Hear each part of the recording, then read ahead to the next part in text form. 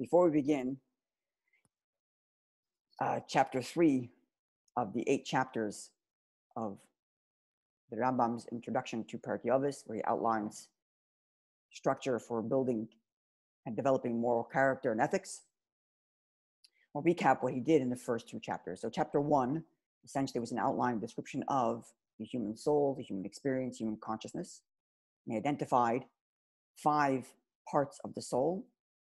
And he also stressed that these are not 5 different things that come together to be one, but it's one unique soul that has 5 different functions, and thus they have different parts to manifest those functions. The first is what he called the nourishing part of the soul. That's what's responsible for my digestive system, reproduction, and things of that nature. Then there's the sensitive, the 5 senses: touch, taste, smell, sight, and hearing. And then there was what he called the imaginative soul, which, as we learned the last few weeks, is more than just imagination. It's more memory, and it's the part of the brain which constructs, taking information it already has, constructing new ideas. So creativity, in a sense, is part of this. You know, you have some earlier idea, you combine it with some other idea, and you have some innovation. Same thing's true of feelings also. You have an old feeling and you have a new feeling, and you combine the two to create a new experience. It's the part of the soul which takes the information and experiences it has and combines it to give you what you're thinking of and what you're imagining of right now. That's how kind of we understood it over the last few weeks. Then there is the part of the soul which is called misodor, the part that has desires, that's driven, lust, appetite, it's movement. This is where most emotions are. I'm drawn to something, I am unattracted to something, I'm repulsed by something. The being drawn to and being pushed away from something. Emotional, and then finally the intellectual. And he explained in chapter 1 each of these 5 levels and what their functions are. Then in chapter 2, he basically told us that out of these 5, there's only 2 really that you are here to change. The intellectual system. He identified the various different elements of the intellectual part of the soul, and he told us that you could develop and change and acquire virtue in the intellectual sphere, but that's not the subject of the book at hand, these 8 chapters. And the other part is the emotional part, the appetite, of which we called before, the misodor. That part of the soul also can be changed, and that's going to be the subject of this book, is to identify what are the virtues that you want to acquire in that moral, ethical, emotional part of your soul, and how to acquire them. That's going to be the subject of this book. Now, in terms of the sensitive, touch, taste, sight, vision, smell, you can't change how you taste, you can't change how you see, but you can change what you, or you can choose, I should say, what you see, what you touch, and what you taste. In that regard, we're seeing from the last chapter and from last week's class that those, although you can choose what to do with them, you can't really change them. And therefore, they only serve as a medium through which you can acquire better character. So acquiring better moral characters by making the right choices about what you eat and what you don't eat, or by what you touch and what you don't touch, what you look at and what you don't look at, what you listen to and what you don't listen to. So when the Rambam talks about change, and that there's 2 parts of the souls you can change, it's not just a question of do's and don'ts, but it's actually developing those parts of you. The intellectual part of the soul can be developed, and can grow, and can learn to do new things. And likewise, one's moral and ethical character, not just his behavior, but his character, can change and develop to become a better person, a more giving person, or a more prudent person, or whatever the virtues he's going to discuss in the next chapters, chapter 4 specifically. Those are the things that a person can acquire, not just do. And the doing part, which is mostly in the area of the 5 senses, that only serves as like a medium, as it were, to acquire the character traits, which is something we touched on last week, whereas where the Rambam puts, almost frames the mitzvahs, the commandments, which are primarily, as he said before, in the sensitive, the 5 senses: eat, don't eat, touch, don't touch, go, don't go, look, don't look, listen, don't listen, and as well in the appetitive, but primarily they're in the do's and don'ts of the five senses, those serve as,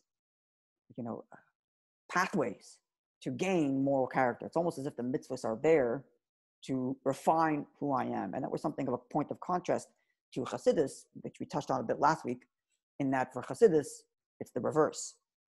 The intellect is there to serve the emotion so that I get attachment and a drive and an emotion to love God and fear God. And that way my actions, which is the ultimate goal, be done with a sense of love and fear and passion. Whereas for the Rambam, it seems to be in the reverse. The way in which I behave, the mitzvah, fulfilling the commandments, serve to better and refine my character, upon which I can ultimately pursue the highest form of connection to God through the intellect. But at this point, at any rate, this chapter, this 8 chapters, this work is dedicated to development of the moral character, that part of the soul, the chelik hamisoder, which he identified or translated here in this translation of Sefaria as the appetitive soul, the part of the soul that what we would call the emotional part of the soul, that which things I'm drawn to, things I am repulsed by, the way I react to things emotionally, or the way I should or shouldn't react to things and the like. Now, another interesting thing that came up in the end of chapter 2, which is a segue now to chapter 3, is this idea that there is a similarity between mental health and physical health. This is something that Rambam talks about a few times here.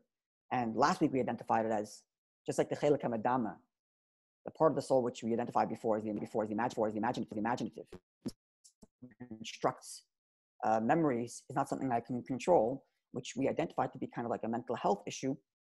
Likewise, I can't control the way my digestive system works, although I could choose what I eat and what I don't eat. So likewise, even though I can't control the medama, the part of the soul that's imaginative, let's say, God forbid someone suffers from anxieties because their mind is always, taking the worst case scenarios and presenting it to them. Maybe that's not something you can change, but still you can, nonetheless, A, it has no bearing on your intelligence. B, it doesn't change the fact that you can work on your moral character. And that's kind of where it's going to go here. In the same way, I cannot change how my digestive system works. If I, God forbid, suffer from some form of, IBS, irritable bowel syndrome, and I can't change that, and I can take pills, but I can't change that, but I can still choose what food I eat. So likewise, when it comes to the other part of the soul, the psychic part of the soul, the part of the soul that's more, my more internal experience, my moral character, even if there are certain parts of me I can't change, but there's still a healthy lifestyle that I should be living, which in and of itself is a unique thing to the Rambam, where Maimonides is a doctor. And it comes through in his book of Halacha as well, and here as well, push the notion of not just taking medicine, but actually healthy living. He has in his book of laws, there's a section called Hilchas Deos, in which he identifies healthy eating habits and exercise and sleeping habits and drinking, etc. And here is going to be a similar thing where he's going to identify what are healthy habits to acquire so that one can build their moral character. In the same way, acquiring healthy food, eating habits will build my physical body to be healthier. And that's kind of where he's going to be going in chapter 3. So let's begin. Amru Kadmonim, the ancient ones, have said, Yesh lenefesh brius v'chayli, the soul, the person's conscious experience, his mind, has health and sickness and unhealthy. The same way the body has health and sickness. Brius hanefesh, health of the soul, health of the human consciousness, that it should have faculty, and it should acquire characters and characteristic parts. The kind of characters and the parts therein that would beget good and positive behavior or good and positive results. So the way to identify good character traits is what are the kind of behaviors it pushes. And sickness, which is that one's character traits and the parts therein, such characters of which there will be done, tamid continuously, harois negative, And despicable, literally magunis means despicable or improper results. Okay. Now, the health of the body and sickness of the body. That's for those who are doctors to investigate.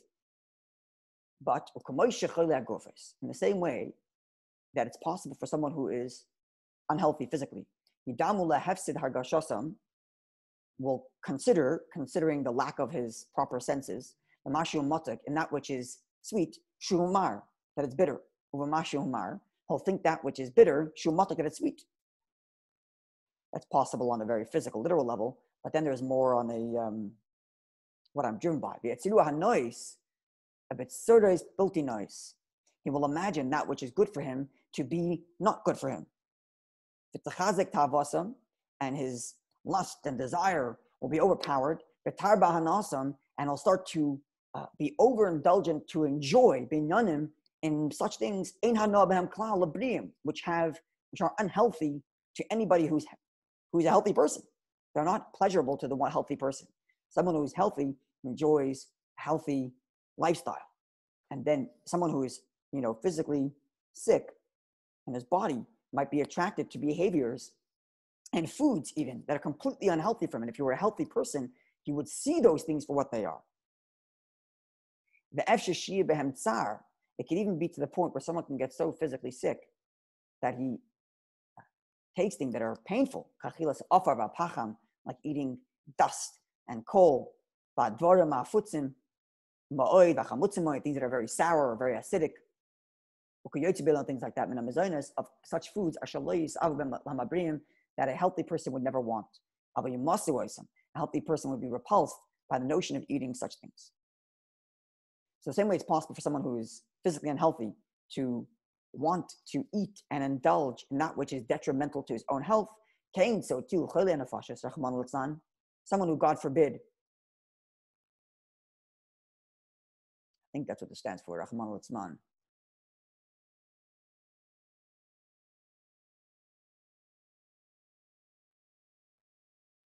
Or Ratzalemer. Could be what I mean to say is, it doesn't have to be Rahman al-Itzman. Same thing is true of those who are sick in the soul, sick in their consciousness. Those who are bad, meaning to say those who are bad. And those who have negative character traits. Yadamu will consider the mashura, that which is bad, shutoy, that's good. Mashu toiv, and that which is good, shura, that it's really bad. And if Varasha, and the wicked one, will always desire haplugis, that which is pernicious and no good. Hashem, the emes, which are truly evil and no good. And because he suffers, because he's sick in his soul, he's sick in his mind, he's sick in his consciousness, he will consider Shem Tevis they're good. Already here, the Rambam is addressing certain, unfortunately nowadays, it's somewhat prevalent, this kind of nihilistic attitude in which, well, if I like it, it must be good. I like it. I'm born this way. I'm attracted to it. Therefore, it must be good. And the Rambam here comes to tell us, just because you want something, just because you like something, doesn't make it good. And he compares this to physical attraction, to food. Everybody understands that just because you like to eat potato chips for breakfast and eat potato chips all day, it doesn't make it healthy. No one's going to say, well, I like it, therefore it must be good. Everybody understands that just because you like it doesn't mean it's good.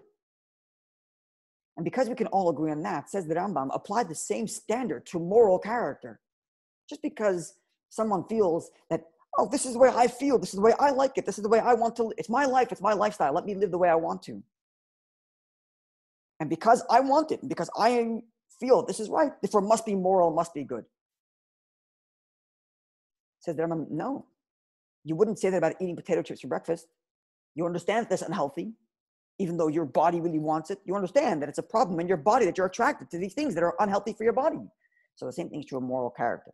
Just because certain behaviors and certain desires are attractive to you doesn't mean that they are inherently good. There is a true moral standard, not just a true moral standard, but there's a true good standard even for the help of your own soul. And just because you want something doesn't make it good for you. That's the first thing he identifies here. in another context, I once heard a talk where the Rebbe uses the example of someone who's born with kleptomania. A person's born with the natural character traits to steal. Everybody understands that it's not the right thing to do. And we're going to apply discipline or therapy or whatever it takes to get the person to either change that character or at least control it. Because we understand that it's a bad moral character, even though the person is born with it. And likewise, God forbid, there are people who suffer and they get pleasure out of hitting themselves or hurting themselves, God forbid. We all understand that it's not healthy, not for the body and not for the soul, not for the mind, not for the consciousness. And the same thing should be applied, said the Rebbe in that talk, and similar thing here, the Rambam is saying, that the same thing should be applied to morality. Just because you're attracted to it, just because you like it. I was born that way. Doesn't make it morally right, morally good, or even healthy for you and for your own soul. In the same way we understand this to be true of the body.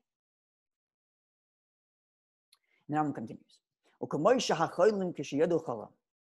Just like anybody who is sick with the body.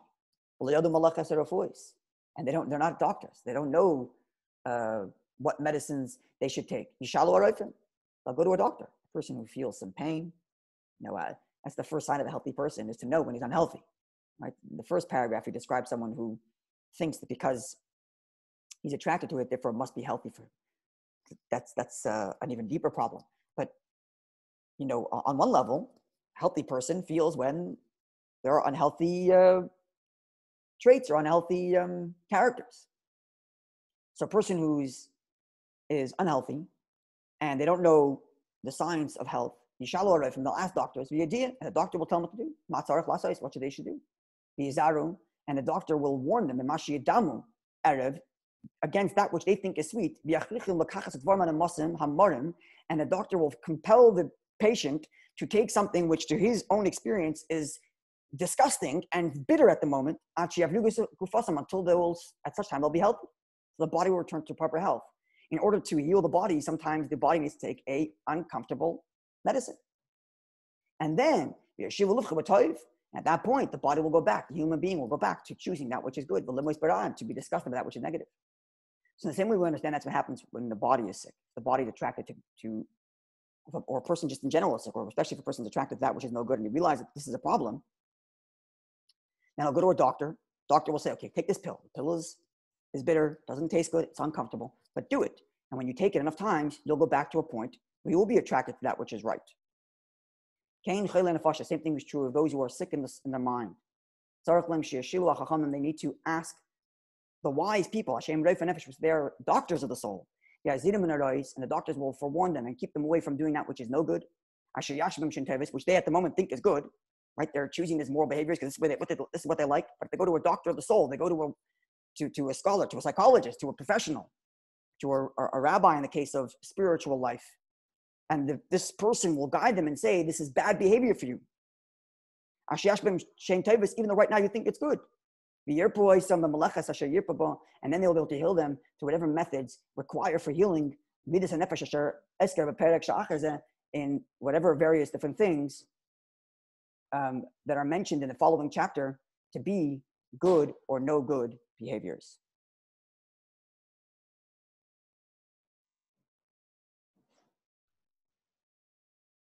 Thus far, we have two comparisons between not mental health, but soul health, conscious health, moral health, and physical health. Number one, in the same way physical health can deceive one into thinking that something which is good for them is really not good for them, and vice versa. Likewise, when it comes to moral character and moral values, one might be attracted and want something that's detrimental to them, and vice versa. That's the first comparison. The second is, in the same way, when one is aware of some health issue, health concern, God forbid, they go to a doctor, considering that they don't know medicine, and they understand that oftentimes the doctor will have to give them a regimen which is unpleasant to them, make them work out extra harder, make them eat foods they're not used to eating, or taking a medicine that's literally doesn't taste good. or even further, God forbid, someone needs to go to the hospital and get a surgery or whatever it is. The point is, a person understands that to regain health, one might have to go through something that's currently unpleasant, so that when they emerge from this, they can have a healthy body, which is attracted to healthy foods and healthy habits. Same thing is true of this health of the soul, of the moral self.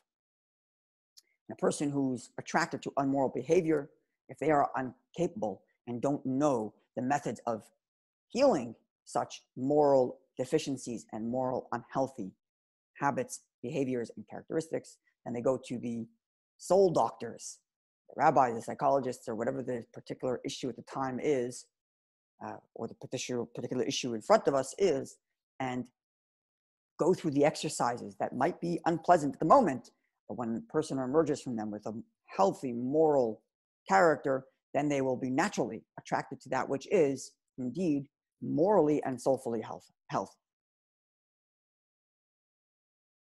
Now, final comment from the Rambam in this regard, before the Rambam gets into chapter 4, where he actually discusses what are the moral virtues and what are the moral deficiencies. Final comment from the Rambam. Omnam, however, those who are sick, morally sick of the soul, in their consciousness, they're lacking something, described in the previous chapter. But unlike the person in the previous paragraph, unlike the person in the previous paragraph who understands that he's attracted and has moral deficiencies and therefore actually goes to seek counsel, there are those that they don't feel or they don't realize their own deficiencies, their own sickness. And they think they're healthy, or another option, they might feel it, but they don't care to get themselves healthy. So either they think, I'm healthy, I'm fine, I like it, I'm okay, leave me alone. Or they feel like, maybe this is bad for me, maybe it's not so moral, but who cares? I'm not going to get healed anyway. Acharisam, their end shall be, tragically, will be the same end as one who is physically ill and keeps on going down the road of pursuing his unhealthy pleasures and habits. And will not seek out health, guidance, and not look for a way to heal oneself. No doubt will come to an untimely death, God forbid. And the same thing will happen to someone morally. They'll decay in the inside. It could be he means literal death, but I think more he means he'll feel dead on inside. In the same way, physical deficiencies in health must inevitably lead to the demise of the body. Moral unhealthy characters will inevitably lead to the soul's inner death, sense of meaninglessness, of purposeness, and an inner void of decay and nothingness, of death, in the spiritual, moral sense, perhaps, even though it could be means it literally, but maybe we can broaden the scope of what it means. But then there's a third class. So there's a fourth class. So the first class is someone who understands they're sick, goes to a doctor, gets healed, whether the moral type sickness or physical type sickness. The second class is one who thinks they're healthy. The third class is one who says, I know I'm not healthy and I don't care anyway, I'm not getting healed. Then there's a fourth class. People who feel they're unhealthy. And yet they keep on going after their, I guess this is still the same of the third class mentioned before, where they know they are unhealthy, but they still go down that unhealthy path of habits of negative habits and behaviors of the moral kind. The Torah says of them, Hamitis, the true Torah, says of them, Misaperes devreim, and the Torah relays the words that they say. I go with the desires, with the whims of my heart. The first thing pops into my mind, I want to do it, I go and do it. Healthy, unhealthy, good for me, not good for me, too bad, I do it because I want it. Impulsive. This means to say, his intention is to quench his thirst. Some desire pops into his head, runs and goes, gets it. But the end is he'll end up creating new and more insidious desires.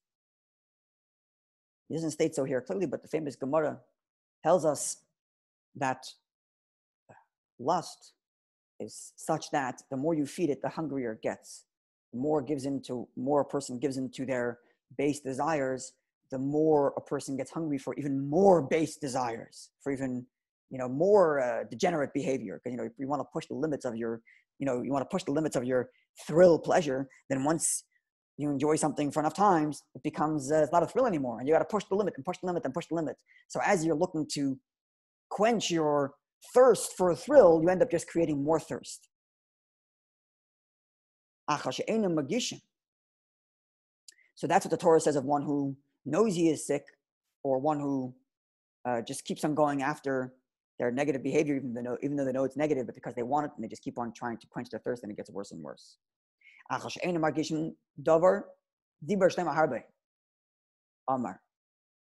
But one who does not feel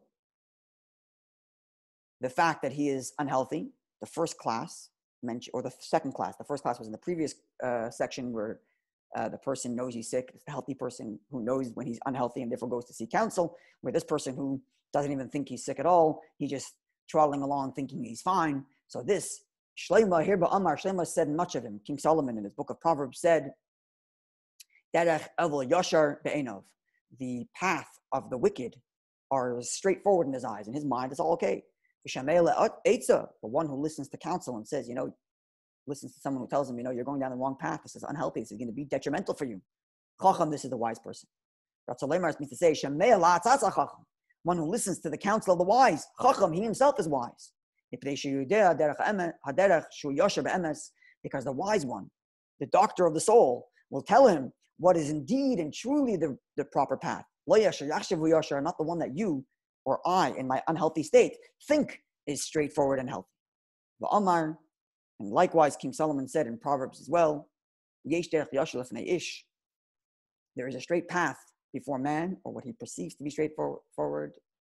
But the end, Darkei Moves, is just the path of death. But in his eyes, the way he sees it now, it's fun, it's good, let me go down that way, I like it. But in reality, it's to the detriment of his own moral and spiritual and soulful health. And this, King Solomon said, of these people who are sick in their soul, sick in their moral character. Because they're at the stage where they don't know what is their detriment and what is to their own damage, and how what's good for them. And therefore, the ways of the wicked, kafelo, like darkness. They don't know what they're going to stumble upon. But healing, bringing healing to these people, that's going to be described, God willing, in the 4th chapter. So in a way, the first 3 chapters were like an introduction for the 4th chapter. The 4th chapter, where he's actually going to lay out what are healthy virtues, what are unhealthy virtues, and in later chapters, he's going to get onto how to attain and acquire these healthy virtues. The first 2 chapters were kind of setting the stage for that. First, he described what the soul is. Then he described which parts of the soul one is capable of changing: the mind and the heart, the moral character, and the intellectual capacity. And then chapter 3 described the importance of recognizing that moral health is the same thing as physical health. And just like physical health, just because you like something doesn't mean it's good for you. And sometimes you're going to have to go to a doctor who's going to tell you the hard core truth, and which is uncomfortable, and he's going to push you to do things that you don't want to do without him pushing you to do it. But you know that when you emerge from it, you're going to be a healthy, happier person. The same thing is true of one's moral, spiritual health. One ought to be aware of the fact that just because I like it, and just because I'm attracted to it, just because it feels good, doesn't mean it's healthy for you. And therefore, one has to be constantly on guard to know and to be aware and consult with the doctors of the soul and ask, am I going down the right path? Am I not going down the right path? Am I sticking to healthy habits, unhealthy habits? And what are the ways in which I can acquire good, healthy, moral character? Thank you for listening. God willing, next week we continue with Rambam will lay out what indeed are the moral values I should be working towards and how I should work towards them.